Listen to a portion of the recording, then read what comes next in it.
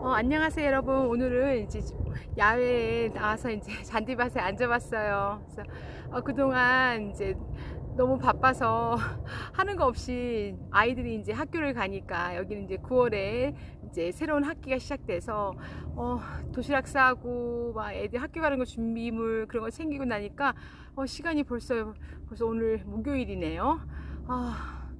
시간이 너무 빨리 가는 것 같아요. 근데 날씨가 너무 좋아서 오늘 잠깐 밖에 나와서 이렇게 앉아봤어요. 그래서 캐나다 초등학교에 대해서 한번 얘기해 볼까. 이때까지 이제 기른 거에 대해서 이제 제가 겪었던 것에 대해서 한번 얘기해 볼까 해서 이렇게 유튜브 다시 찍어봐요.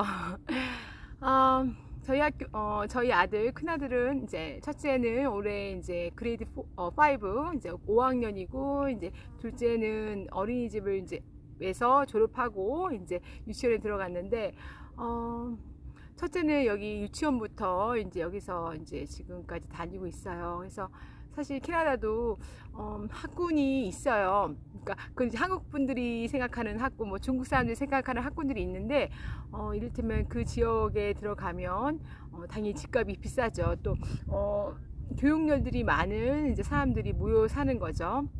그리고 좀 안전하고. 그래서 저희가 사는 지역 리치몬드 힐은 중국 사람이 좀 많고, 그리고 이란 사람들, 중동 사람들도 많고, 부자인 중동 사람들이 많고, 집값이 비싸다 보니까 그런 사람들이 많이 이제 지역에 들어오고, 또 중국 사람들이 많으니까 중국 음식점들도 많고, 그리고 한국 사람들, 인도 사람들, 그리고 뭐 여기 캐나다 사람들이 이렇게 사는 것 같아요. 그래서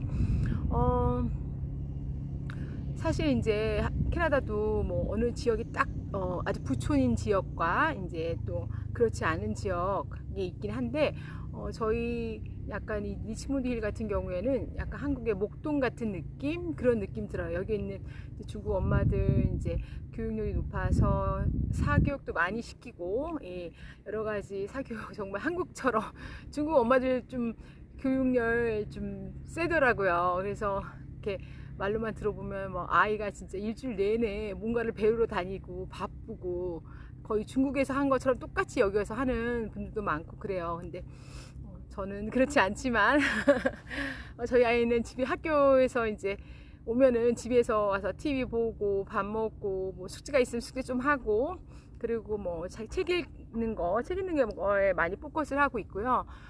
그리고 이제 올해는 이제 체력을 좀 길러줘야 될 필요가 있어서 이제 축구를 넣었어요. 교실을 이제 10월 말부터 시작을 하는데, 축구 교실이 비쌉니다. 한 8번 하는 거에 대해서 8번 8회분 일주일에 한 번 하고요. 그리고 일요일 날 뭐 지금 시간으로 1시부터 2시까지인데 250불 정도의 돈을 내요. 그래서 여기서 진짜 캐나다는 사교육이 너무너무 비싸요. 한국보다 더 비싸, 거의 뭐 2배가량. 이제 예체능은 정말 비싸고요.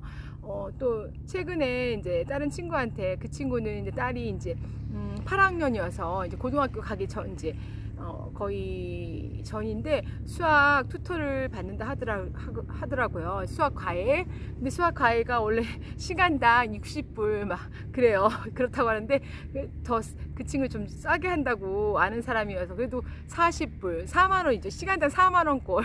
그 일주일에 뭐 한 번, 두 번 받고 이제 공부를 하는 거죠. 그래서 여기서는 아이들 가르치는 게 정말 꼭 필요한 거 아니면, 돈이 많지 않으면 정말 가르치는 게 비용이 너무너무 많이 든다는 거.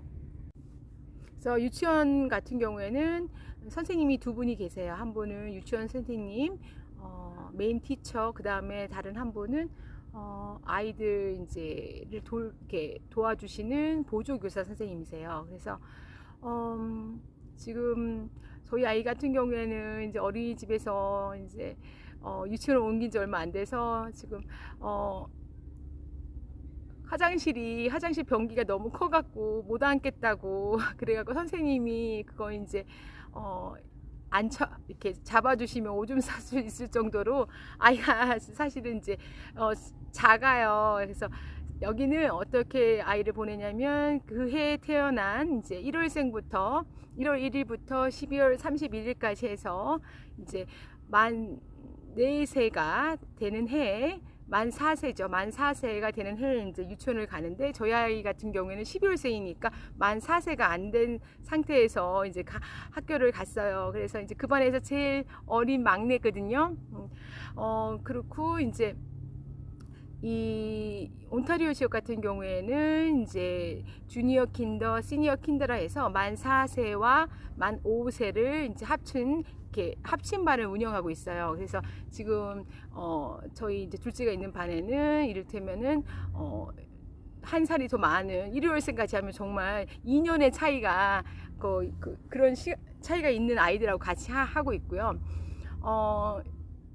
여기는 지금 저희 큰애는 이제 그레이드 5인데 다행히 올해는 스필릿 클래스라고 해서 이게 합반이 아니고 이제 그냥 스트레이트 5라 해서 이제 그냥 5학년들만 있는 반에 있어요. 그래서 다행히도 작년에는 이제 이 스플릿 클래스 같은 경우에는 이제 작년에 4학년하고 5학년을 합친 반에 있었는데 이렇게 교육청 같은 데서는 이게 이제 같은 나이가 이제 한 학년 위인 학생과 이제 아래인 학생을 합쳐놓으면 장점이 더 많다고 해서 그렇게 운영을 하고는 있지만 제가 보기에는 저희 아들 같은 경우에는 합반의 그런 장점보다는 단점이 많은 게 이제 집중을 잘 못하니까 이제 선생님한테 좀 지적도 많이 당하고 그런 점이 있더라고요. 근데 이제 여기서 제가 이때까지 5학년까지 학교를 이제 보내봤을 때 진짜 캐나다는 아이들한테 뭐 숙제를 많이 주지도 않고 정말 숙제가 없어요. 숙제가 있다 해도 정말 학교에서 해결할 정도로 짧은 숙제만 주고 또 그냥 아이들이 학교 갔다 오면 놀 수 있는 그런 분위기가 너무 잘 돼 있고 자기 시간이 많은 거죠. 그래서 아이들은 어렸을 때 많이 놀려라 이제 이런 것 같아요. 그리고 뭐 다른 미국이나 그런 쪽으로 보내시는 이제 어머니들하고 그분들 얘기를 보면 이제 캐나다는 사실 뭐 수학 같은 경우에도 되게 많이 느리다 하고 그러긴 하는데 저는 이제 아이가 이제 즐겁게 정말 뭐 다니니까 그거 만족하고 있고 이제 친구들이랑 좋은 선생님 만나는 게 관건이거든요. 사실 좋은 학교에 와도 선생님이 좋다라는 그런 것은 100% 아니니까 좋은 선생님에 따라서 아이가 많이 바뀌는 것도 있고 많이 바뀌고 또 선생님이 좋은 분을 만났으면 항상 학기 초에는 이제 그런 바람이 있죠. 좋은 선생님을 만나야 그래도 아이가 이제 즐겁게 학교 생활을 할 수 있고 정말 많은 것을 배워가지 않겠느냐. 왜냐하면 여기는 이제 교과서가 없으니까 한국에서는 막 교과서 없으면 애들이 어떻게 공부를 하느냐. 이제 선생님이 재량이기 때문에 선생님이 이제 커리큘럼에 맞춰서 가시긴 하지만 저희 이제 아이가 집에 가져오는 거 보면은 다 이제 이런 프린트물로 다 가져오고 책으로 배우는 게 아니니까 책을 주기는 이제 수학책 같은 거를 가끔씩 주기는 하는데 거기다 낙서하면 안 되고 이제 거기서 그거 따라서 이제 숙제를 할 때 잠깐 보고 또 학기 후에는 이제 반납하는 이제 그런 식인 것 같아요. 그래서 학교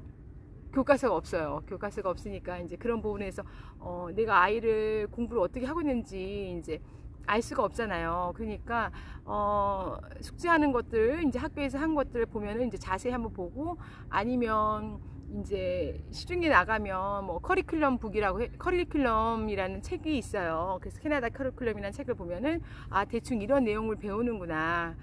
하지만 이제 선생님마다 재량이 조금씩 있어요. 이제 어떤 분은 좀 공부를 많이 시키는 편이시고 어떤 분은 뭐 공부보단 다른 걸 좀 포커스를 더 하시는 편이실 수도 있고, 그러니까 이렇게 이제 그 학기가 시작한 후에 한 2주가 지나면 커리큘럼 나이트라고 해서 학교에서 이제 그 선생님들이 자기가 올해 이 아이들을 어떻게 가르칠 것이다 이제 그렇게 이제 프레젠테이션 한번 하세요. 그러면 이제 그때 가서 선생님한테 이제 어떤 식으로 이제 공부를 하는지 뭐 궁금한 점 있으면 이렇게 물어보기도 할 수 있고 또 이제 언제라도 여기는 한국은 뭐 카톡으로 선생님들하고 같이 막 이렇게 톡도 한다고 하는데 여기는 그런 거 절대 없고요. 다만 이제 선생님이 지금은 이제 교육청에서 셋업해준 사이트가 하나 있는데 그 앱을 통해서 선생님한테 메시지를 보낼 수 있고, 그리고 이제 전화를 하거나 뭐 아니면은 이메일을 해서 이제 선생님하고 소통을 하는 거죠. 그래서 정말 캐나다는 어른들이 이제 엄마들한테는 힘든 나라인 것 같아요. 아이들한테는 너무너무 좋은 나라죠. 뭐 숙제도 없이 학교 가서 즐겁게 놀다가 와서 밥 먹고 그리고 다시 또 놀다가 자고. 근데 엄마들은 사교육도 다 엄마들이 다 데려다 줘야 되고, 여기는 뭐 학원 버스 같은 거 없어요.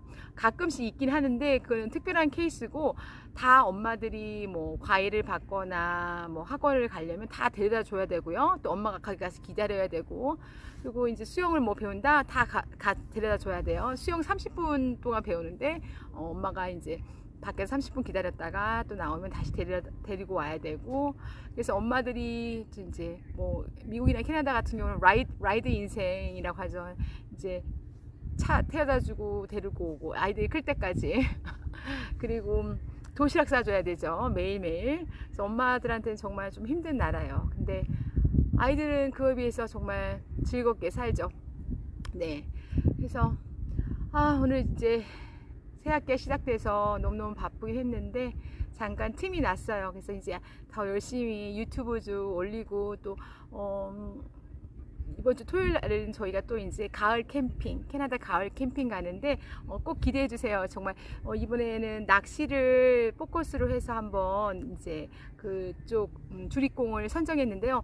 정말 가을에 이제 캠핑을, 이 캐나다가 아름답잖아요. 단풍도 들고. 그래서 가을 캠핑은 정말 그 캠핑장 따는데 너무너무 힘들었어요. 정말 완전 다 예약이 차서 간신히 한 곳을 예약했는데, 어디냐면 예전에 G7 회담이 열렸던 헌츠빌 그 근처여갖고 저도 기대가 아주 돼요. 왜냐면 또 호수에 이제 뭐 무중에 송어도 있다고 그러고, 뭐 다른 큰 물고기도 많다고 해서 저희가 이번에는 날씨가 좋아서 수영도 할 수 있을 것 같고, 또는 물고기도 잡을 수 있을 것 같아요. 그래서 물고기를 잡으려면은 캐나다에서는 이제 라이센스 이제 그 면허가 있어야 되는데, 그것도 저희가 작년에 신청해서 올해까지는 그 라이센스로 물고기 잡을 수가 있어요. 그렇다면 어린이들은 물고기 잡는데 라이센스가 필요하지 않지만 어른들이 있으면 반드시 라이센스가 있어야 돼요. 가격이 아마 1년에 20불, 그러니까 2만 원 정도로 이제 제가 알고 있는데, 그래서 아주 무척 기대가 됩니다. 그래서 또 이번 주 토요일 이제 캠핑 가는 거 찍어서 올려 보낼게요. 이제 꼭 구독 많이 해주시고 좋아요, 니네 캐나다 엄마 부탁드려요.